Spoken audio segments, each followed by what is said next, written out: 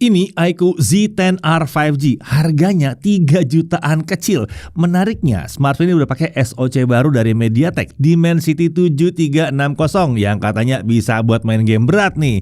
Dia pakai 6500 mAh Blue Volt battery dengan 90 watt flash charge. Jadi daya tahan baterainya harusnya mantap dengan charging yang kencang. Menariknya, bodinya tetap tipis dan dia tetap ringan. Layarnya pakai AMOLED dengan in-display fingerprint sensor pula ya. Kamera cakep, bisa rekam video 4K, ada ultrawide dan ada AI Aura Light juga. Nggak salah nih iQOO, selengkap ini harganya cuma 3 jutaan kecil aja.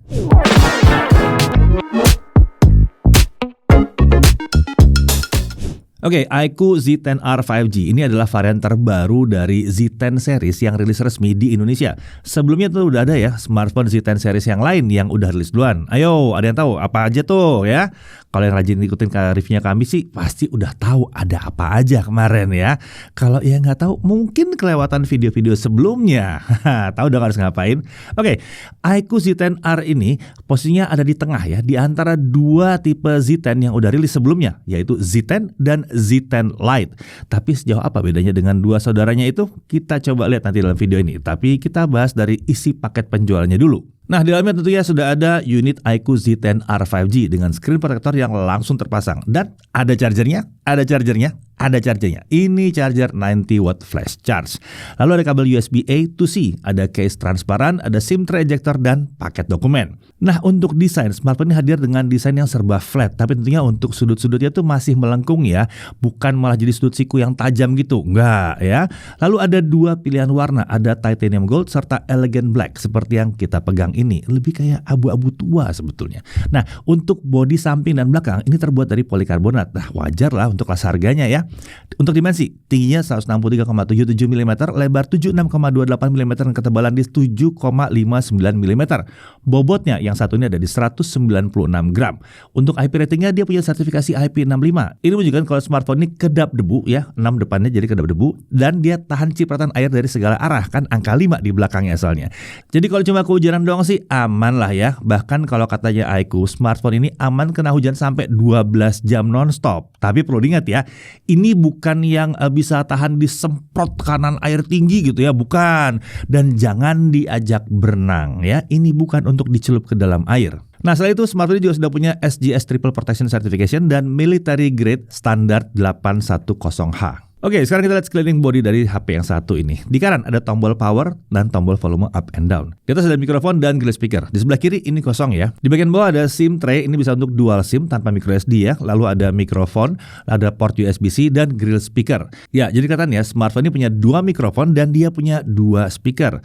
Untuk suaranya terasa lantang di sini, terkait kualitasnya ini memang belum yang super hebat banget. Treble-nya bisa terasa tajam ya kalau volumenya tinggi. Mid dan treble terasa agak dominan, sementara kalau bass masih belum hebat-hebat amat, tapi secara umum ini terbilang wajar untuk smartphone di kelas harga segini. Seenggaknya ini udah stereo speaker.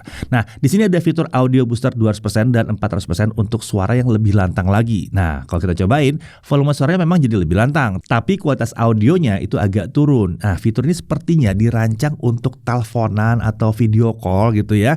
Ya, yang tanpa pakai headphone atau earphone. Jadi mau langsung dengar dari speaker aja. Nah, itu cocok karena suara jadi kencang. Di tempat yang ramai pun kedengeran. Beralih ke sisi depan, ini adalah layar 6,77 inci AMOLED. Resolusinya Full HD+, 2392 x 1080 pixel. Secara default, refresh rate diatur ke opsi Smart Switch. Jadi refresh rate-nya bisa naik sampai 120 Hz kalau ada aktivitas di layar dan turun ke 60 Hz kalau tidak ada aktivitas. Tentunya nggak semua aplikasi bisa jalan sampai 120 Hz ya. Ada beberapa juga yang mentok di 60 Hz dan ada juga yang mendukung sampai 90 Hz. Nah, untuk layar ini diklaim dia punya instant touch sampling rate sampai 2000 Hz. Secara umum layar ini memang terbilang responsif ya. Untuk main game, untuk tap-tap, swipe-swipe itu masih lancar-lancar aja. Nah, untuk perlindungan mata, layar ini punya 2160 Hz PWM dimming dengan sertifikasi SGS Low Blue Light Certification. Jadi ini nyaman kalau mau dipakai dalam kondisi gelap gitu ya, diredupkan gitu, mata nggak jadi capek. Lanjut, untuk brightness-nya, iQOO mengklaim kalau brightness layar ini bisa mencapai 1300 nits di high brightness mode. Nah, kalau kita coba dalam ruangan, brightness maksimumnya itu di 622 nits. Lalu untuk untuk simulasi outdoor memang bisa cukup dekat sekali dengan 1300 nits. Jadi udah sesuai dengan klaim dari iQOO. Sementara untuk local peak brightness, HP ini disebut bisa menyentuh 3000 nits, tapi kita nggak ngetes di situ ya. Nah, layar ini punya 3 mode tampilan warna, ada standar, profesional, dan bright. Di mode standar, gamut coverage ada di 98,5% DCI-P3 dan gamut volume di 102,6% DCI-P3. Kalau mau dipakai buat ngedit warna di foto atau video, sebaiknya kita atur ke mode profesional. Karena di mode ini tampilannya diarahkan ke mendekati 100% sRGB. Nah, di sini gamut coverage ada di 92,6% sRGB dan gamut volume di 96,5% sRGB. Sementara itu untuk mode bright, warna layar akan lebih dilepas dengan gamut coverage di 99,6% DCI-P3 dan gamut volumenya naik ke 111,1% DCI-P3. Ini tinggi banget saturasinya memang. Nah, untuk bezelnya, iQOO Z10R 5G diklaim punya screen to body ratio di 94,2%. Memang bezel smartphone ini sudah terasa tipis dan cukup simetris di semua sisinya. Nah, untuk fitur always on display tersedia ya, tapi AOD di sini hanya menyala beberapa detik saja setelah layar kita sentuh, belum yang benar-benar bisa always on. Kemudian, terdapat earpiece nih di bezel atas layar. Lalu di bawahnya ada kamera selfie 32 megapiksel yang ditempatkan di dalam punch hole area di tengah atas layar. Bukannya f2.45 fix fokus, perekaman video sampai 4K 30 fps. Untuk 1080p 60 fps sayangnya belum tersedia di sini. Beralih ke sisi belakang, inilah kamera utamanya ya, 50 megapiksel Sony IMX882. Bukannya f1.79, ini tentunya udah autofocus. Perekaman video up to 4K 30 fps dan dia bisa 1080p 60 fps. Kemudian masih ada lagi satu kamera lagi, ini kamera ultrawide ya, 8 megapiksel, bukannya f2.2, ini fix focus. Opsi perekamannya mencapai 1080p 30 fps. Kemudian di sini juga ada AI Aura Light. Ini pertama kalinya ya iQOO menghadirkan AI Aura Light mereka di lini smartphone-nya. Kita juga bisa atur tingkat kecerahannya sesuai dengan kebutuhan kita. Nah, untuk fitur kamera ini ada banyak ya. Nah, dibaca aja deh di tabel ini, ada banyak fitur-fiturnya. Ya, semua kamera di smartphone ini sudah menggunakan Vivo Camera Imaging System dan Vivo Image Processing Algorithm. Saya nggak salah ngomong. Ya memang. Kan iQOO dan Vivo itu satu keluarga ya. Nanti kita lihat kualitasnya aja pas pengujian kamera, oke? Nah, lanjut ke spesifikasi. SoC ya pakai Dimensity 7360 Turbo ya. Ini sebetulnya punya spesifikasi yang mirip dengan Dimensity 7300. Bedanya Dimensity 7360 ini disebut punya optimalisasi dari sisi software yang disebut sebagai MediaTek Adaptive Gaming Technology 3.0. Ini diklaim bikin pengalaman gaming jadi makin lancar. Untuk RAM dan storage yang kami pakai kali ini ya, itu yang RAM-nya 8GB LPDDR4X dengan storage 256GB UFS 3.1. Ada juga varian lain ya yang lebih murah yang RAM-nya 8GB dengan storage 128GB dan ada juga yang RAM-nya tuh 12GB dengan storage 256GB. Nah, untuk baterai 6500 mAh Blue Volt battery. Lalu chargernya adalah 90 watt flash charge. Baterainya ini diklaim punya 24 dimension security protection yang diklaim bisa mempertahankan daya optimalnya hingga 5 tahun. Oke, untuk sensor-sensor dia punya accelerometer, light sensor, proximity sensor, magnetometer, dan ada gyroscope hardware di sini ya. Untuk konektivitasnya tentunya dia bisa 5G, 2G, 3G, 4G, 5G bisa semuanya. Wi-Fi-nya 6E, lalu Bluetooth-nya Bluetooth 5 dan udah support audio codec SBC, AAC, aptX, aptX HD dan LDAC atau LDAC juga bisa. NFC-nya NFC multifunction ya. Selain untuk pembayaran kita juga bisa mengemulasikan akses card langsung dengan smartphone yang satu ini. Untuk USB, OTG tentu bisa ya. Untuk display out ya belum bisa lah, dan ini masih wajar untuk kelas harga segini ya. Nah, untuk sisi keamanannya dia pakai Screen Touch ID dan Face Unlock. Untuk OS dia pakai FunTouch OS 15 berbasis Android 15. Nah, iQOO menjanjikan 2 kali Android update dan security patch-nya sampai 4 tahun untuk smartphone yang satu ini. Oke, saat pertama kali dinyalakan, memang ini ada beberapa aplikasi pihak ketiga yang sudah keinstall di sini. Kalau dirasa tidak dibutuhkan, kita bisa uninstall dengan mudah. Di sini ada juga beberapa fitur AI yang disebut sebagai Vivo AI. Pertama, ada AI Photo Enhance. Ini bisa bikin foto jadi terlihat lebih tajam dengan bantuan AI. Lalu ada AI Erase. Ini bisa dipakai untuk menghapus objek yang tidak diinginkan dalam foto kita. Lalu ada juga Reflection Erase. Ini bisa menghapus pantulan cahaya ketika mungkin objek foto kita ada di belakang kaca ya. Tidak ketinggalan ada juga fitur penunjang lain seperti AI Creation, AI Live Text, AI Transcript Assist, AI Caption, dan Screen Translation.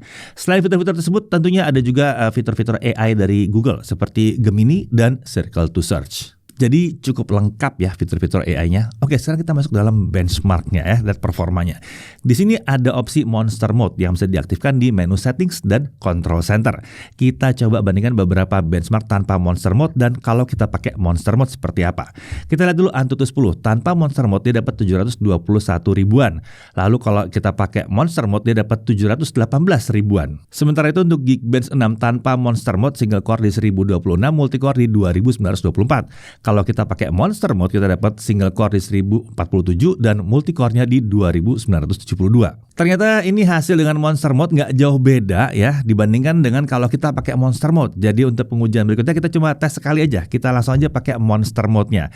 Kita langsung lihat dengan Trimax Slingshot Extreme OpenGL ya. Grafik score-nya ada di 5232. Untuk Trimax Wildlife Stress Test Unlimited tanpa kipas, kita lihat base score-nya 3130 dengan lowest score di 3108. Jadi stability-nya mantep 99,3%. Untuk GFX Bench Manhattan 3.1 1080p off-screen dia dapat 55 fps. Oke, itu tadi benchmark semua. Sekarang mari kita coba untuk gaming ya. Nah, di sini kita aktifkan dulu mode Monster Mode yang tersedia di overlay Ultra Game Mode. Selain Monster Mode, di overlay ini juga kita bisa akses beberapa fitur gaming seperti motion control, game visual enhancement, mistouch prevention, voice changer dan masih banyak lagi. Oh ya, bypass charging tersedia juga di sini ya. Nah, kita langsung mulai di Subway Surfer. Secara default game ini berjalan di 60 Hz. Jadi frame rate-nya mentok di 60 fps. Nah, kalau kita main di 120 fps itu bisa. Tapi kita harus setting refresh rate-nya secara manual ke high dalam overlay-nya. Setelah itu kita bisa nikmati game ini dengan frame rate tinggi sampai 120 fps. Karena kan kebuka sampai 120 Hz ya. Untuk Mobile Legends, setting frame rate yang terbuka itu bisa sampai super atau 90 fps. Tapi lagi-lagi setting refresh rate overlay itu perlu diatur ke high dulu supaya game ini bisa jalan di 90 Hz. Nah, kalau kita udah setting grafik tertinggi, frame rate-nya bisa jalan mulus di 89 sampai 90 fps. Baik lagi jalan-jalan maupun lagi battle. Kayaknya terlalu enteng nih ya. Kita sih berharap sebetulnya ya dibuka dong sampai 120 fps biar lebih mantep lagi. Oke, lanjut untuk PUBG Mobile di grafik smooth frame rate maksimalnya bisa mencapai ekstrim atau 60 fps. Nah, kalau kita cobain ya tentunya ya mulus lancar 60 fps. Nah, kalau untuk gyro aiming bagaimana? Lancar, nggak ada delay. Gyroscope-nya kan hardware, akurasinya juga bagus di sini. Lanjut ke Genshin Impact. Kita coba di highest 60 fps. Ya, ini bukan lowest, highest 60 fps. Di kisaran 10 menit awal frame rate yang didapatkan adalah di kisaran 40 sampai 55 fps. Setelah itu frame rate mulai agak turun nih ke kisaran 30 sampai 50 fps. Tapi mendekati 30 menit frame rate-nya tuh lebih banyak ada di kisaran 35 sampai 45 fps. Rata-ratanya yang kita dapatkan selama setengah jam ada di kisaran 42 fps. Nah, setelah setengah jam suhu terpanas di bodi belakang ada di kisaran 43 derajat Celcius tepat di dekat modul kamera. Area lain ini menarik, suhunya masih di bawah 40 derajat Celcius. Jadi cuma satu titik aja tuh ya. Sedangkan di sisi depan suhu tertinggi ada di 42 derajat Celcius di area atas layar. Untuk bagian yang lainnya aman sih sebetulnya ya, di bawah 40 derajat Celcius juga. Ini masih sebetulnya bisa dibilang adem ya, karena bagian-bagian lain tuh nggak sampai segitu suhunya. Nah, sekarang mari kita coba kalau kita kipasin bagaimana. Saat kami coba, frame rate-nya dari kisaran 35 sampai 50 fps dan hanya sekali aja turun di bawah 35 fps. Secara umum ini jadi sedikit lebih stabil dibandingkan saat dimainkan tanpa kipas. Rata-rata fps selama setengah jam itu juga sedikit lebih tinggi ya, di 44 frame per second. Selisihnya emang nggak terlalu jauh ya. Kalau buat ranking-rankingan, smartphone ini dapat ranking A ya, baik dengan kipas maupun tanpa dikipasin. Oke, sekarang mari kita masuk ke dalam pengujian kameranya. Oke, di tangan saya kali ini sudah ada iQOO Z10R. Jadi langsung aja kita lihat kemampuan kameranya seperti apa. Kali ini yang ngetes sih Robin ya. sama Robin, tapi pembahasannya kita bahas bareng kok.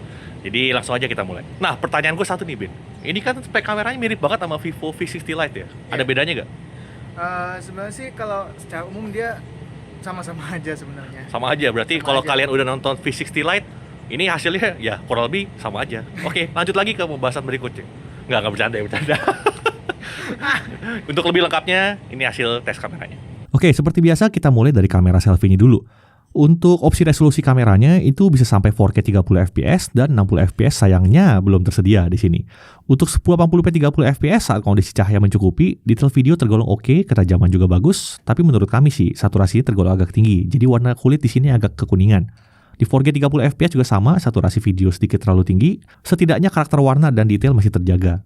Oh iya, untuk kamera selfie-nya ini masih fix fokus ya, belum autofocus. Berikutnya kita cek dynamic range-nya.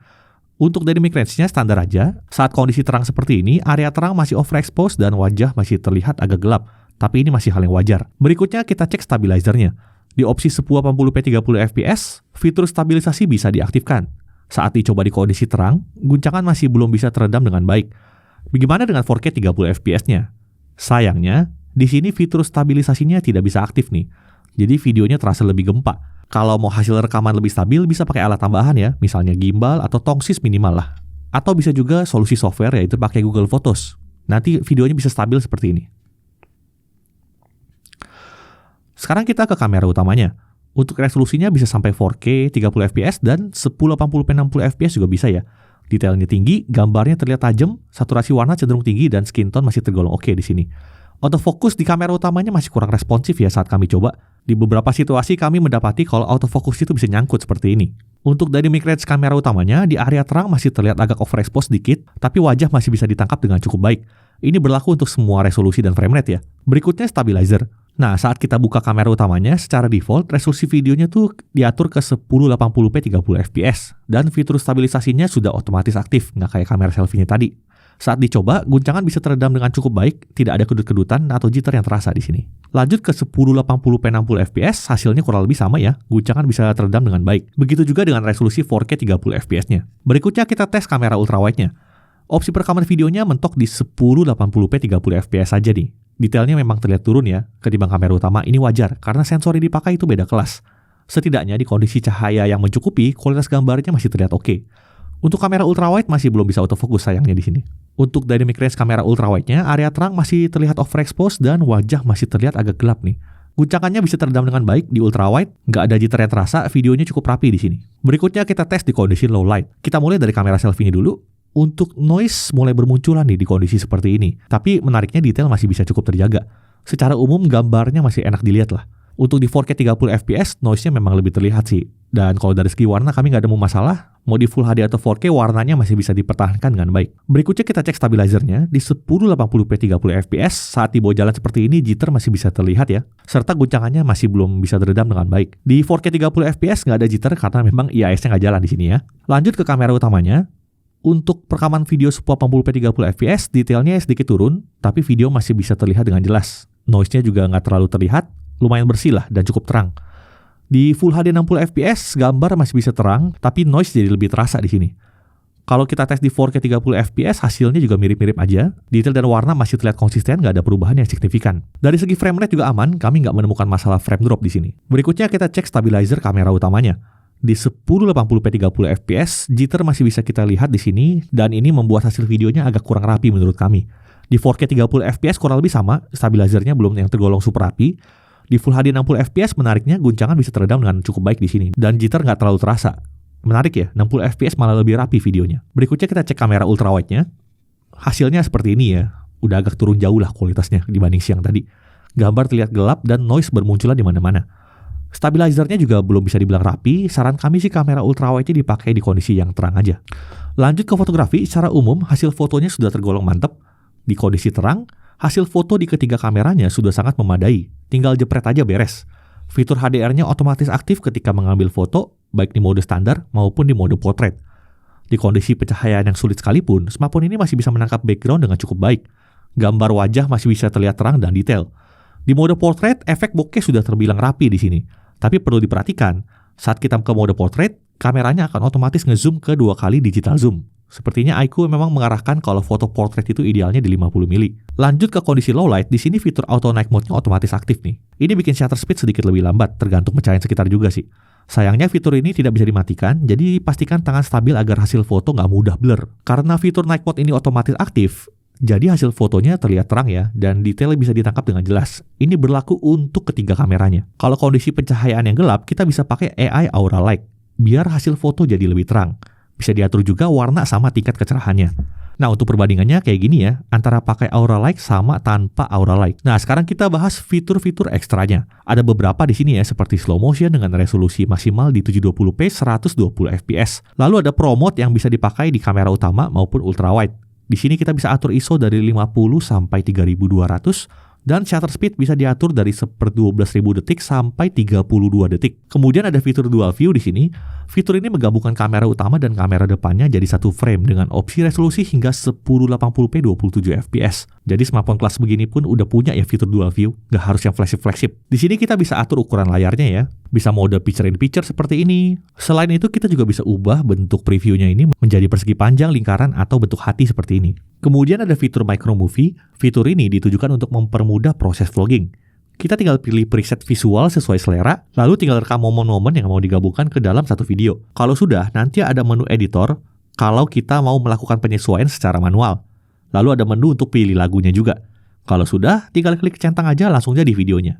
Lumayan lah ya buat gaya-gayaan. Oke, jadi itu dia pengujian kameranya iQOO Z10R. Hal yang menurut kami kurang atau perlu ditingkatkan ada sih beberapa. Yang pertama, itu seperti nggak ada opsi frame rate 60 fps di kamera depan. Lalu fitur stabilisasi di kamera depan masih belum optimal dalam meredam guncangan. Kemudian fitur stabilisasinya juga terasa belum rapi ketika merekam video di kondisi low light. Menariknya kalau mau rapi pakai 60 fps-nya aja. Lalu kamera ultrawide-nya di sini juga masih kurang cocok untuk low light. Lalu tidak ada opsi untuk mematikan auto night mode saat kondisi gelap. Nah, terkait fitur AI 4Season belum ada di sini ya. Jadi sebetulnya ada beda sedikit. Ya masa plek-ketiplek sama persis kayak Vivo V60 Lite 5G. Harganya iQOO ini kan juga lebih terjangkau, jadi ini wajar ya. Nah, dari segi kelebihan kameranya, pengalaman fotografi di smartphone ini secara umum terasa menyenangkan. Hasil videonya juga detail dengan warna yang terbilang gonjreng, terutama di kondisi cahaya mencukupi. Warna yang lebih keluar seperti ini biasa mayoritas orang lebih suka sih. Di kondisi gelap juga masih bisa diandalkan, foto terlihat terang tanpa ada noise yang mengganggu. Kalau gelap banget bisa pakai AI Aura Light-nya juga. Kemudian fitur ekstra dari kameranya juga tergolong banyak. Untuk kelas harganya sih smartphone ini sudah lebih dari cukup untuk fotografi atau bikin konten. Sekian pengujian kameranya iQOO Z10R. Kita lanjut lagi ke pembahasan berikutnya. Mari kita lanjut dengan pengujian daya tahan baterainya dengan YouTube Offline Video Playback 1080p. Baterainya baru habis setelah 28 jam 24 menit. Wah, lama ya. Lalu untuk YouTube streaming 1080p 30 fps non HDR. Ini baterai hanya turun 2% selama 30 menit. Untuk TikTokan ya yang biasanya turun 4% dalam setengah jam, di sini turunnya cuma 2% saja.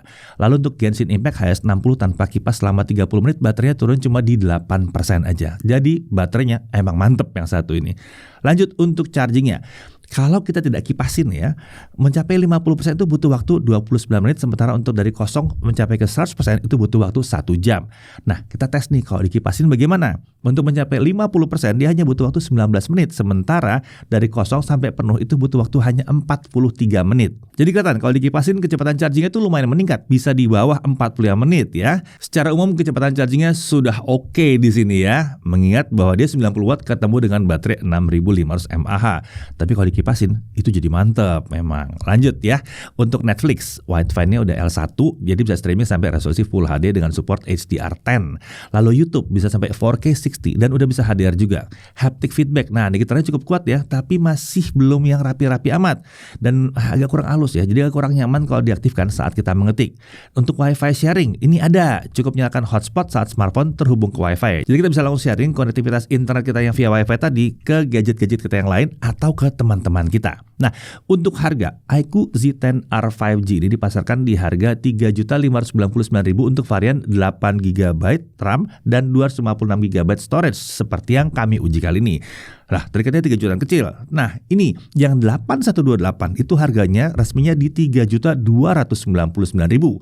Sementara untuk yang 12256 itu harganya di Rp3.899.000. Jadi semuanya masih 3 jutaan dan start dari 3 jutaan kecil. Nah, di periode pre-order 23 sampai 29 Oktober 2025 nanti akan ada gift berupa iQOO Buds One Eye. Selain itu ada juga bonus 12 months extended warranty buat pembelian di masa pre-order dan di bulan pertama penjualan smartphone ini dari 30 Oktober sampai 30 November 2025. Jadi totalnya kita bisa dapat garansi sampai 2 tahun kalau kita beli dari tanggal 23 Oktober sampai 30 November 2025. Mantep, 2 tahun garansinya ya. Oke, kita langsung aja lihat hal yang perlu diperhatikan. Pertama, haptic feedback-nya ini agak kasar menurut kami. Sedikit berharap ini diperbaiki nantinya. Untuk always on display ini juga belum yang benar-benar bisa always on ya, cuma bisa menyala beberapa detik aja saat layar disentuh. Lalu mungkin ada yang berharap update versi Android-nya bisa lebih panjang lagi, tapi ya udah ada janji kalau untuk dapat 2 kali update ya. Dan untuk security patch-nya kan sampai 4 tahun. Nah, ini udah mencukupi lah sebetulnya. Kemudian harga iQOO Z10R ini sudah mepet dengan harga iQOO Z10 di beberapa toko online. Selisihnya tipis-tipis aja nih.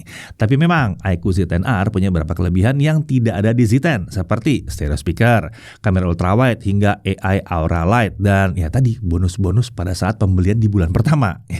Nah oke, dari sisi menariknya, performa yang ditawarkan terbilang mumpuni untuk kelas 3 jutaan, bahkan 3 jutaan kecil sebetulnya nih. Lalu baterainya besar, 6500 mAh Blue Volt battery, dan daya tahan baterainya terbilang bagus nih. Chargingnya juga lumayan kencang dengan 90 watt flash charge. Lalu layar AMOLED-nya ini kualitas tampilannya jadi mantap di sini. Refresh rate-nya udah up to 120 Hz. Desainnya juga terbilang relatif modern dengan bezel yang tipis ya.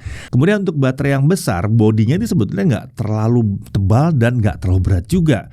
Lalu semua kamera sini berguna. Nggak ada kamera gimmicknya sama sekali di sini. Perekaman video juga bisa nyampe 4K 30 fps untuk kamera utama, dan selfie juga bisa ya. Tersedia juga opsi 1080 60 fps untuk kamera utama, dan di sini ada AI Aura Light yang bisa diatur warna dan tingkat kecerahannya. Dan ini sudah punya berbagai fitur AI. Lalu meski tidak bisa kecemplung dalam air, tapi seenggaknya udah ada IP rating di IP65. Jadi kalau cuma kehujanan doang mah aman di sini. Sensor juga lengkap ya, gyroscope hardware juga udah ada, paket penjalan juga lengkap, ada charger, silicone case, lalu ada screen protector yang udah langsung terpasang di sini. Jadi pertanyaannya, iQOO Z10R 5G ini cocoknya buat siapa? Menurut kami ini akan cocok buat yang mencari smartphone dengan performa dan fitur yang terbilang lengkap di kelas 3 jutaan ya. Jadi lebih ke arah all-rounder yang satu ini. Performa smartphone ini juga didukung baterai yang besar dan tergolong awet. Mau main game berlama-lama tanpa khawatir baterai cepat habis tuh bisa banget di sini. Layarnya juga cakep, bikin pengalaman menikmati konten dan main game memuaskan di sini jadinya ya. Kamera juga keren, kamera ada ultrawide-nya, bisa ngerekam 4K depan belakang ya. Pada akhirnya kalau budget kalian ada di 3 jutaan dan ingin nyari smartphone all-rounder dengan baterai yang irit, iQOO Z10R 5G ini adalah pilihan yang sangat menarik. Saya Deddy Irfan, Jakarta TV.